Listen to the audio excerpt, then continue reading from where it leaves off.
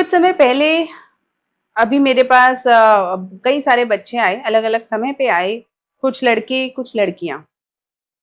और उनकी common problem थी कि मैम, हमें एडल्ट कंटेंट देखने की एडिक्शन हो गई है और अब हमें समझ नहीं आ रहा हम क्या करें।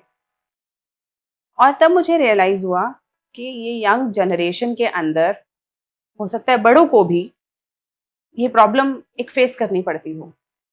Now we have to understand कि आखिर ये एडल्ट कंटेंट देखने की हमारे छोटे बच्चों को, हमारे पढ़ने वाले बच्चों को और बाकी सबको भी क्यों क्यों आदत लग रही है।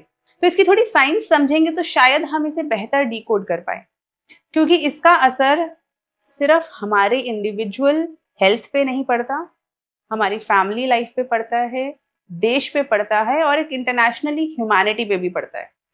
जैसे सबसे पहले, ये एडल्ट कंटेंट क्या करता है हमारे दिमाग में जाके, क्योंकि आजकल फोन हर बच्चे के पास है, हाथ में है। और जैसे ही उसके हाथ में फोन या इंटरनेट आ जाता है, वो उसके लिए सब, पूरी दुनिया खुल जाती है। चाहे वो दुनिया उसके लिए फायदे की हो या नुकसान की, रोक नहीं सकते, क्योंकि इंटरनेट से आप कुछ भी सर्च करोगे आ जाता है। कहीं ना कहीं से एड्स, एडवर्टाइजमेंट्स के थ्रू भी ऐसी चीजें आ जाती हैं। तो हमें ये समझना पड़ेगा कि आखिर ये इतना एडिक्टिव क्यों है, क्यों बच्चे उस तरफ देख रहे हैं, जबकि उन्हें खुद भी पता है कि ये गलत है। उन्हें खुद भी ये रियलाइज हो रहा है कि ये उन्हें हार्म कर रहा है, तो क्यों देख रहे हैं। सबसे पहले, हमारा दिमाग बहुत सारे हॉर्मोन्स, न्यूरोट्रांसमीटर्स के ऊपर काम करता है, जैसे कि डोपामिन, सेरोटोनिन और अलग अलग तरीके के हमारे बहुत सारे मेंटल हॉर्मोन्स होते हैं। मेंटल दीज रिसेप्टर्स होते हैं, न्यूरो रिसेप्टर्स होते हैं, न्यूरो ट्रांसमीटर्स होते हैं। डोपामिन मतलब जो हमें खुशी दे, है ना। यानी कि हम, जैसे हमारा एवोल्यूशन हुआ, उस एवोल्यूशन में हमारे दिमाग की वायरिंग ऐसी हो गई कि जो भी चीज़ हमें सेटिस्फैक्शन देती है, जो भी चीज़ हमें खुशी देती है, हम उसको बार बार करना चाहते हैं। और वो जनरली किससे होती थी? जब हम मेहनत करके सक्सेस पाते थे। लेकिन आजकल ये जो डोपामिन है, ये अलग तरीके से काम कर रहा है। जैसे कि एक व्यक्ति ने, एक बच्चे ने कोई वीडियो देखी, तो तुरंत उसके दिमाग में ये डोपामिन रिलीज हुआ और न्यूरोट्रांसमीटर्स ने ऐसा एक चैनल बनाया कि अब उसको थोड़े दिनों बाद, थोड़े समय बाद दोबारा से उसको वही डोपामिन रश चाहिए। लेकिन ऐसा क्या हुआ? प्रॉब्लम कहाँ पे है? ठीक है, अगर प्लेजर मिल रहा है, अगर खुशी मिल रही है, तो क्या प्रॉब्लम है? किसी को क्या प्रॉब्लम होनी चाहिए? प्रॉब्लम ये है कि हमारा दिमाग उस टाइप के रश के लिए बना ही नहीं है और उसके अंदर टॉलरेंस पावर बढ़ जाती है। जैसे कि ड्रग एडिक्शन होती है, आपने सुना होगा कि कोई व्यक्ति अगर शराबी है, कोई अल्कोहल लेता है, तो थोड़े अल्कोहल के बाद उसको शांति नहीं मिलती। अगर वो बहुत लंबे समय से अल्कोहल पी रहा है, तो पहले एक ग्लास पीता होगा, है ना, थोड़े दिनों बाद वो 2 ग्लास पे आ जाएगा, क्योंकि उसको उतनी संतुष्टि अब सिर्फ 2 ग्लास से मिल रही है। और थोड़े समय और पिएगा तो टॉलरेंस आ जाएगी, उसे उस 2 ग्लास में भी नशा नहीं होगा, फिर उसे 3 ग्लास अल्कोहल चाहिए। उसी तरह सिगरेट पीने वालों के साथ, कोई भी ड्रग एडिक्शन इसी तरह से है। इसी कारण से जो ये एडल्ट कंटेंट की वीडियोस, कंटेंट, लिटरेचर, ये सारा क्या करता है, ये भी हमारे दिमाग में तुरंत डोपामिन रश देता है और इसकी भी टॉलरेंस बढ़ जाती है। अब उतने कंटेंट से, उस तरीके के कंटेंट से इंसान को संतुष्टि नहीं मिलती, तो वो और ज़्यादा एग्रेसिव कंटेंट, एक्सट्रीम कंटेंट देखने की कोशिश करता है। अब ऐसे में जब वो इस तरीके के कंटेंट देख रहा है, उसके दिमाग के अंदर जब ये वाली सारी चीज़ें हो रही हैं, तो जब ये कंटेंट दिमाग में जाता है, एक तो नशे की तरह लत लग रही है ना, उसको कंटेंट देखने की लत लग रही है, पहला। अब जो कंटेंट की लत है, वो भी टॉलरेंस के कारण और एक्सट्रीम और एग्रेसिव होती जा रही है। क्यों? क्योंकि अब उसको उतने लेवल पे संतुष्टि नहीं आ रही, अब उसको और खतरनाक कंटेंट देखना है, और ज्यादा एग्रेसिव कंटेंट देखना है। तीसरा, जैसे ही हमारे दिमाग में ये एब्रप्ट डोपामिन रश होने लगता है, तो हमारे दिमाग का फ्रंटल लोब, साइंस है ये, मैं नहीं बता रही, ये साइंटिस्ट ने, रिसर्चर्स ने बताया है कि हमारा फ्रंटल लोब श्रिंक कर जाता है, धीरे धीरे उसके सेल्स मरने लगते हैं और वो श्रिंक करने लगता है। फ्रंटल लोब हमारे दिमाग में रैशनैलिटी लेकर आता है, यानी कि डिसीजन मेकिंग। हम लॉजिक से सोच समझ के डिसीजंस लेते हैं। तो जब ये फ्रंटल लोब श्रिंक हो गया तो यानी कि आपकी रैशनली सोचने समझने की शक्ति, सही डिसीजंस लेने की शक्ति धीरे धीरे कम होती जाती है। और इस ही साइकिल से जैसे ही आपकी शक्ति कम हुई रैशनली सोचने की, तो आप कैसे सोच रहे हो? जानवर इम्पल्स से सोचते हैं, इंसान जो इवॉल्व्ड स्पीशीज है वो रैशनली सोचती है। वो चीज़ों को सही गलत का आंकलन करती है और उसके बाद डिसीजन लेती है कि ये काम करना है या ये नहीं करना, ये देखना चाहिए या नहीं देखना चाहिए, या ये रिश्ता मेरे लिए किस मर्यादा का है। तो ये काम, सारा काम हमारे रैशनल ब्रेन का है, ह्यूमंस का। लेकिन अगर ये रैशनल ब्रेन श्रिंक हो जाए तो हम नियरली डी इवॉल्व हो रहे हैं। डी इवॉल्व मतलब हमने आगे बढ़ने की जगह वो व्यक्ति पीछे जाने लगता है। उसके अंदर जानवरों वाले इम्पल्सिव बिहेवियर्स, इम्पल्सिव एक्शंस आने लगते हैं, क्योंकि दिमाग का वो एरिया जहाँ रैशनल थॉट था वो श्रिंक हो गया। और अब वो व्यक्ति उस तरीके से लॉजिकली नहीं सोच पाता और कंपल्सिवली, कंपल्शन के थ्रू, उसको ऐसी कंपल्शन होती है जैसे अगर एक शराबी को शराब ना मिले तो वो परेशान सा हो जाता है, उसे उसे किसी चीज़ की कमी महसूस होती। उसी तरीके से ऐसी कंटेंट को देखने वालों को विड्रॉल सिम्टम्स होते हैं। उन्हें लगता है कि हमें ऐसा कंटेंट देखना है और कंपल्सिव इम्पल्सिव बिहेवियर के अंदर उनके अपने बिहेवियरल स्ट्रक्चर के अंदर अंतर आना चालू हो जाता है, जिससे जो काम उनको असली में सक्सेस देता, जो सही तरीके से सही अमाउंट में डोपामिन देता, प्लेजर देता, हैप्पीनेस देता, पीस देता, वो सब खत्म हो जाता है। और साइंटिस्ट का कहना है, फिजियोलॉजिस्ट का कहना है, न्यूरो साइंटिस्ट का कहना है कि because of this shrinkage of frontal lobe, compulsive behaviour and dopamine rush, जो ऐसे लोग होते हैं वो धीरे धीरे ADHD, attention deficit hyper active disorder, anxiety, panic, depression, इनके शिकार होने लगते हैं। क्योंकि डोपामिन रश बहुत तेज हो रहा है, उतना दिमाग हैंडल कर नहीं सकता, रैशनल ब्रेन श्रिंक हो गया, इंपल्सिव बिहेवियर हो गया। अब इन लोगों के अंदर मेंटल इश्यूज स्टार्ट हो जाते हैं, धीरे धीरे पता भी नहीं चलता। और इंसान सोचता है शायद मैं किसी अपनी काम के स्ट्रेस के कारण ये सब हो रहा है, लेकिन बहुत बार ये सारा स्ट्रेस, सारा बिहेवियरल पैटर्न आपके इस एडिक्शन से भी जुड़ा हो सकता है। प्लस जब आप ये सारी चीज़ों में इंडल्ज हो जाते हैं तो आप, जो आपको आपकी अचीवमेंट करनी थी लाइफ में, जो आपका गोल था, वो कहीं ना कहीं दूर हो जाता है आपसे। चाहे वो पढ़ाई करना हो, चाहे वो आपको बिजनेस करना हो, अपनी जॉब करना हो, उसमें ग्रोथ करना हो। क्योंकि रैशनल ब्रेन एक बार श्रिंक हुआ तो वो किसी एक काम के लिए तो नहीं होगा, वो सभी कामों के लिए होगा। और अगर समय इन सब चीज़ों में चला जाए, इस घटिया कंटेंट में चला जाए, तो किसका नुकसान है? हमारा ही नुकसान है। चाइनीज फिलोसोफर्स ने और बहुत सारी इंडियन फिलोसफीज ने एक बात कही है कि हमारा दिमाग एक गार्डन की तरह है।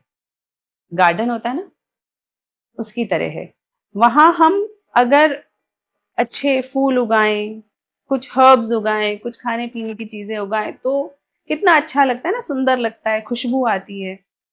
लेकिन अगर उसी जगह पर, उसी गार्डन में अगर हम उसका ख्याल ना रखें, जो उग रहा है उगने दें, जो कंटेंट हमें इंटरनेट दिखाना चाहता है देखने लगे, तो क्या होगा? वो जो गार्डन, उसमें घास उगाएगी और घास में भी वीड्स उगाएंगी, और अगर उसका ख्याल नहीं रखा, उसमें हमने खराब टाइप के पेड़ लगा दिए, कांटों वाले पेड़ लगा दिए, तो वो भी उगने लग जाएंगे, क्योंकि उसकी प्रवृत्ति है, उसकी नेचर है उगना। उसी तरह हमारे विचारों का, हमारे दिमाग की नेचर है कि हम जिस विचार के ऊपर फोकस डालेंगे वो बढ़ने लगेगा हमारी लाइफ में। हमें उसी में अच्छाई महसूस होने लगेगी, मजा आने लगेगा। तो जब ऐसे कंटेंट पे लोग जाते हैं, वो अपने दिमाग के इस उपवन को, इस गार्डन को कहीं ना कहीं या तो ध्यान नहीं दे रहे हैं या उसमें जंगली पेड़ पौधे उगा रहे हैं। और अंत में ये किसका नुकसान है? व्यक्ति के खुद का। ये तो हुई व्यक्ति की बात कि हाँ, हेल्थ पे असर पड़ता है, फिजिकल हेल्थ पे पड़ता है, मेंटल हेल्थ पे पड़ता है, स्पिरिचुअल हेल्थ पे पड़ता है, बिहेवियरल पे पड़ता है। ये तो ठीक है, व्यक्ति को तो बहुत नुकसान होते ही होते हैं, ये हमने साइंस से समझ लिया। लेकिन क्या इसका असर फैमिली पे भी पड़ता है? बिल्कुल। क्योंकि जिस तरीके का कंटेंट कई बार दिखाया जाता है, उससे आपके फैमिली लाइफ, आपके रिलेशंस, इन सब के अंदर एक एक खिंचाव महसूस होता है। यानी आपकी, अगर आप ऐसी कोई चीज देख रहे हैं जिसके अंदर ऐसे दो रिश्तों की बात हो रही है जिनके बारे में इस कंटेक्स्ट पे बात नहीं होनी चाहिए, सेक्सुअल तरीके से बात नहीं होनी चाहिए, सेंसुअल तरीके से बात नहीं होनी चाहिए, अगर आप उस कंटेंट को कहीं पे पढ़ते हैं, कहीं पे देखते हैं, तो वो जो कंटेंट है कहीं ना कहीं आपके पर्सपेक्टिव, आपके नजरिए में एक अंतर डाल देता है। आप जिस प्योरिटी, जिस लव केयर के साथ हमें अपने रिश्तों को देखना चाहिए, वो शायद वो व्यक्ति ना देख पाए। उसको वहां पर एक अलग तरीके का सेक्सुअल रिलेशनशिप नजर आए, जो कि इन प्योरिटी ऑफ फैमिली लाइफ को खत्म करता है, प्योरिटी ऑफ रिलेशंस को खत्म करता है। और हम सबकी कोर वैल्यूज, कोर पीस, शांति सबसे पहले, सबसे ज्यादा तब होती है जब हमारे core values, core family values सही रहते हैं। डिस्टर्ब्ड, डिस्टॉर्टेड फैमिली वैल्यूज में, फैमिली स्ट्रक्चर में हमेशा केओस होता है। तो पहला तो वो, और दूसरा, रियलिटी और रील का अंतर ब्लर हो जाता है। एक होता है रियलिटी, रियलिटी जैसा नेचर ने इन सारी एक्टिविटीज को, इन सारी बातों को जिस तरीके से स्ट्रक्चर किया है, बनाया है, प्रकृति ने जैसा दिया है। दूसरा होता है कैमरे के लिए, एडिक्शन क्रिएट करने के लिए, मॉनेटरी बेनिफिट क्रिएट करने के लिए कुछ लोगों द्वारा जैसे फिल्म बनाई जाती है, वीएफएक्स क्रिएट किया जाता है ना। वीएफएक्स में हम देखते हैं डायनासोर आया, असलियत में थोड़ा ना होता है, वो तो क्रिएट किया जाता है ना। ऐसे हरा पर्दा लगा के उसके ऊपर कई सारे इफेक्ट डाल के उसे क्रिएट किया जाता है, एक दानव बनाया जाता है, कोई देवता बनाया जाता है, तो वो सब वीएफएक्स, वो सब एक कैमरे की कारीगरी होती है, कंप्यूटर की कारीगरी होती है। उसी तरीके से ऐसा बहुत सारा कंटेंट जो बनाया जाता है उसमें कैमरे की कारीगरी होती है। लेकिन जब छोटे बच्चे, यंग बच्चे, टीनेजर्स और बहुत सारे ऐसे लोग जो शायद कई बार इसको नहीं समझ पाते, उतने रैशनल नहीं होते, तो जब वो ऐसा कंटेंट देखते हैं, वो रियल और रील के अंतर को ब्लर कर देते हैं, उन्हें समझ नहीं आता, उन्हें वो वही उसी को रियल मानने लगते हैं, जिसके कारण हमारे अंदर बिहेवियर में वैसी प्रवृत्तियां आने लगती हैं जो कि नहीं आनी चाहिए, जो समाज के लिए, परिवार के लिए सही नहीं है। रिलेशनशिप्स खराब होने लगते हैं, हस्बैंड वाइफ के, बाकी सारे परिवार के भी। तो हमें, we have to be very understanding कि जो हमारा पर्सपेक्टिव है, खास करके इस टाइप के कंटेंट को लेके, उसे हम समझें कि ये किस लिए बनाया जा रहा है। ये इसलिए बनाया जा रहा है ताकि आप एडिक्ट हो इसके, इस तरीके से डिजाइन किया जाता है। तो क्या आप इतने बेवकूफ हैं, क्या आप इतने गलिबल हैं कि उसका शिकार हो जाएंगे, उसको, उन लोगों के मंसूबों को पूरा होने देंगे? तो ये तो परिवार की बात। समाज, हमने देखा कि जुवेनाइल क्राइम्स बढ़ते हैं। क्यों बढ़ते हैं? क्योंकि इस तरीके का कंटेंट रेडिली अवेलेबल हो गया है। यंग बच्चे समझ ही नहीं पाते रील और रील का अंतर, है ना, और फिर क्राइम्स हो जाते हैं। समाज के अंदर ऑब्जेक्टिफिकेशन होने से और भी बहुत तरीके की परेशानियां आती हैं। जैसे आपने सुना होगा ह्यूमन ट्रैफिकिंग, आपने सुना होगा कि यंग बच्चों को, लड़के लड़कियों को, दोनों को ही किडनैप कर लिया जाता है, इधर उधर ले जाया जाता है, जिन्हें बाद में इसी तरीके के अडल्ट कंटेंट को बनाने में यूज किया जाता है। यानी कि आप तो एक वीडियो ही देख रहे थे, कोई आपने आपने कुछ नहीं किया, आपने तो सिर्फ एक वीडियो देख ली ना। या आपने तो एक कंटेंट पढ़ा, लेकिन उससे कनेक्टेड डॉट्स बहुत सारे हैं, उससे कनेक्टेड डॉट्स हैं, क्योंकि वो वीडियो देखी जा रही है, इसीलिए उस तरीके का कंटेंट और बनेगा। कौन बनाएगा? उसके लिए ऐसे विक्टिम्स को ढूंढा जाए जिन्हें की पकड़ के जबरदस्ती टॉर्चर करके, परेशान करके, उनकी डिग्निटी को ट्रैम्पल करके उनसे ये वीडियोस बनवाई जाए। यानी कि आपने तो बड़ा इनोसेंट सा एक एक्ट किया कि मुझे देखने का मन था, देख लिया, मैंने क्या किया, लेकिन आपको नहीं पता इसके चेन, इसकी तारें कहाँ तक जुड़ी हुई हैं। क्या आप उस तरीके की किसी एक्टिविटी के अंदर अपना छोटा सा ही सही, तिनके भर भी, क्या आप अपना कंट्रीब्यूशन देना चाहेंगे? नहीं ना। Because if you are human, you understand that pain of any other human being is as relevant as is it is your pain, because जिन लोगों को वो ले जाते हैं, जिन बच्चों को वो ले जाते हैं, जिन बच्चों को इसकी विशियस साइकिल में वो लोग खींच लेते हैं, वो किसी की बहन है, किसी की बेटी है, किसी का भाई है, छोटे बच्चे, लड़के भी हैं उसमें जिन्हें ऐसे किडनैप किया जाता है, वो किसी के बच्चे हैं। और जस्ट बिकॉज कि उस वक्त पे उनका परिवार उन्हें प्रोटेक्ट नहीं कर पाया, समाज, सरकार उसे प्रोटेक्ट नहीं कर पाई, वो बच्चे उस गरीबी के कारण या कोअर्जन के कारण, किडनैपिंग के कारण उस साइकिल में फंस जाते हैं। तो क्या आप चाहोगे कि आपके किसी छोटे से एक्ट से भी ऐसा कुछ हो? लेकिन आप तो सिर्फ वीडियो देख रहे थे। प्रॉब्लम ये है कि आप वो वीडियो देखोगे तो ऐसी वीडियोस बनेंगी।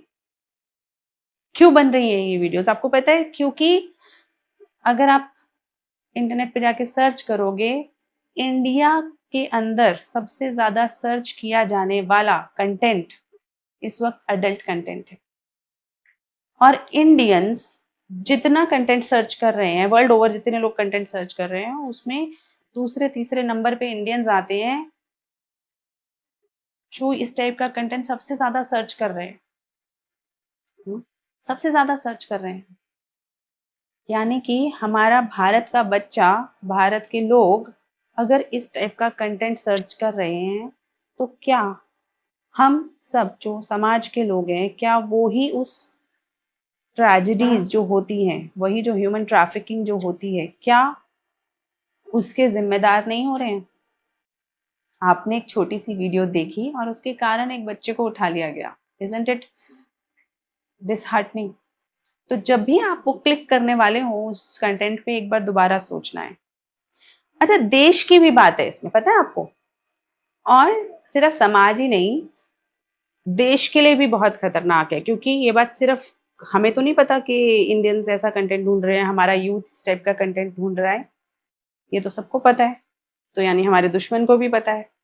और अगर साइबर वॉरफेयर हुआ, आपको क्या लगता है कि किस कंटेंट पे सबसे ज्यादा वॉरफेयर किया जाएगा?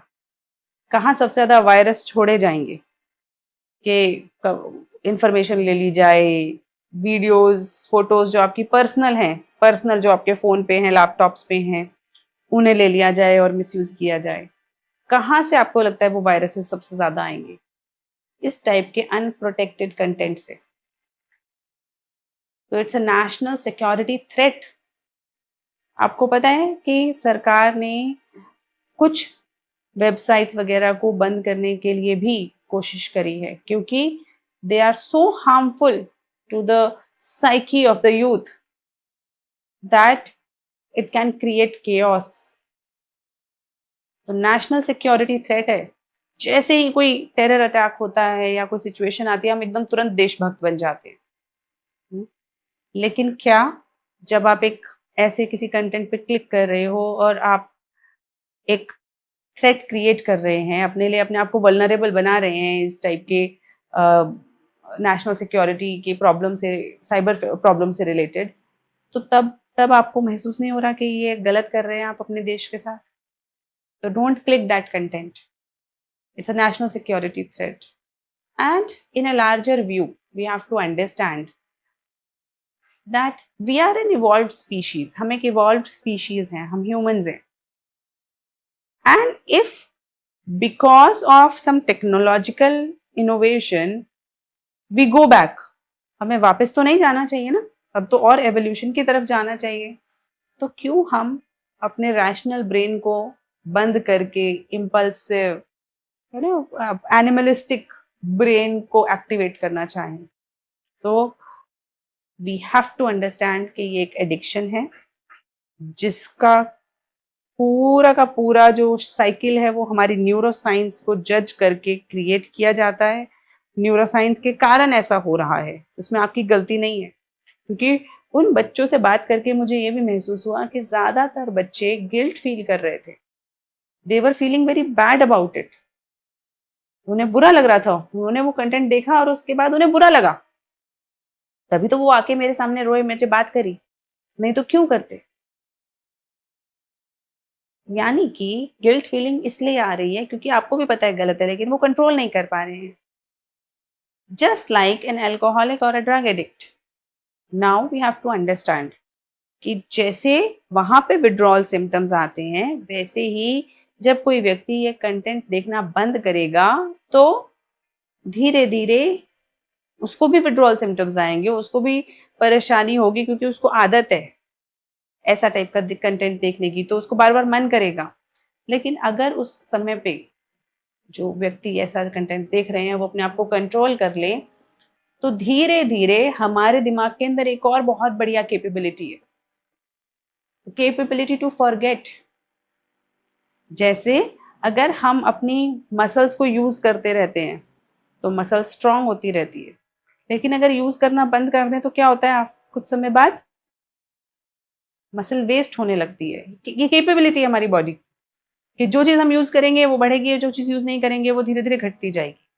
तो उसी तरीके से अगर बार बार ऐसा कंटेंट देखेंगे तो वो न्यूरल पाथवेज स्ट्रांग होते जाएंगे और ज़्यादा एडिक्शन क्रिएट होता जाएगा। लेकिन अगर कुछ समय इसे रोक दिया जाए तो धीरे धीरे धीरे धीरे वो जो न्यूरल कनेक्शंस बने थे आपके दिमाग में, वो अपने आप ढीले पड़ जाएंगे और गायब हो जाएंगे। So give your self time and understand that it may have some withdrawal symptoms, but if you keep up with your resolve not to watch such a content, वो अपने आप डी एडिक्ट हो जाएंगे आप इस सारे कंटेंट के। और भी तरीके हैं इसे सॉल्व करने के, जैसे आप किसी अच्छे कंटेंट की तरफ दिमाग लगा सकते हैं, कोई मूवीज देख सकते हैं जो एंगेजिंग होती हैं। आप कोई एक्टिविटी हमेशा से करना चाहते हो, आप उस एक्टिविटी की तरफ दिमाग लगा सकते हैं, क्योंकि हमारा दिमाग जहाँ लगेगा वहीं से हमें धीरे धीरे बेनिफिट्स मिलने चालू हो जाएंगे। जैसे पढ़ाई पे लगने लगेगा। पढ़ाई करने के भी बहुत तरीके, सिर्फ किताब पढ़ना एक तरीका नहीं है। अच्छी वीडियोस देखना, अच्छा कंटेंट देखना भी एक तरीका है। उसी तरीके से क्वेश्चंस करना भी एक तरीका है। तो आप समझ रहे, make your activities more engaging. जो एडिक्शन आपको वहां से मिल रहा था, आप उससे ज्यादा एंगेजिंग चीज के अंदर लग जाएं, तो अपने आप वहां से आपका ध्यान हटेगा और धीरे धीरे वो न्यूरल नेटवर्क्स कमजोर होके आपकी एडिक्शन खत्म हो जाएगी। सो आई होप अगर कोई बच्चे हैं जिन्हें इस तरीके की प्रॉब्लम आ रही है, वो अब ये रिजॉल्व लें कि इस तरीके का कंटेंट नहीं देखेंगे, क्योंकि साइंस अब वो समझ चुके हैं। Thank you.